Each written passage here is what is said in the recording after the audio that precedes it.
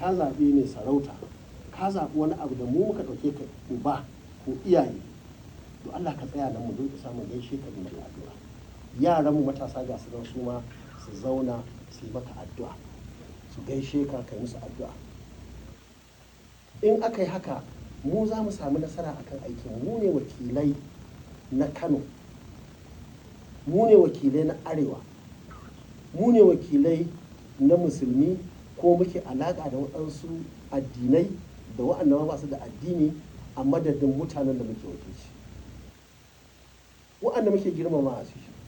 Ba na jin daɗi a wani ɓangare in buɗa social media ko wani guri in ga ana zagin wani mutum da ni nake durƙusa ina gaisawa. Idan ba haka ba duk sai sun hargitsa wannan girman nasu da 'ya'yanka da surukanka da masoyanka da ɗalibanka.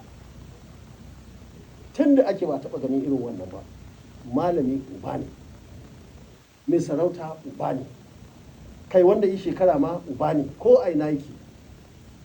To ni saƙona gare su shine da Allah su faɗa hankali. Duk da na ji waɗansu malamai waɗanda suka gane na ba da misalai na cewar wannan harka a ƙyale masu yi siri waɗanda za su iya, suke misali da asibiti. Kar ka wurin ka je ba za ka ce na kirista ba ko na musulmi. Jirgin sama ba za ka je ka tambayi ina kirista ba ko musulmi, da sauransu ko ina haka ake tafiya. In aka yi haka za mu zauna lafiya. An yi musulun quiet da cikin sirru, ƙasa ta karɓa ba taɓa yin wata rigima. Amma yanzu wannan a fito da wani yaƙi da wata rigima, waɗansu da yawa ma a kewaye suke da kirista, suna cikinsu ne ma, ba wai a gefensu suke ba, tsakiyarsu suke. In ka zo kana irin wannan ina za a zauna lafiya?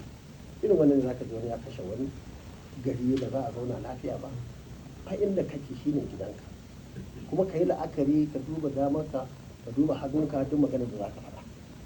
Saboda haka muke kira ga magoya bayanmu da sauran mutane yan kishin ƙasa, to Allah su iya bakin su, kada su je su jawo abin da ba su san kansa ba. Yanda yanda rigima ta tashi, wani ma ƙarƙashin gado zai shiga yana zaton bom ko missile baya shiga ƙarƙashin gado. Duk wannan harkar da muke yi, babban abin da muke yi shine mu kare addininmu da al'adarmu da mutuncinmu da yarenmu da komai. Saɓanin haka wani an ce da kai ka fito ma ka je ka riƙe wata alama ta addini ko ka buɗe maƙogwaronka ka yayata wani abu na addini da sauransu, wani an ce ba a yi, ba zai iya yi. Mun shiga wani lokaci na haɗari, kuma dama a cikinsa muke tsundun mu 'yan arewa, musulminmu da kiristocinmu.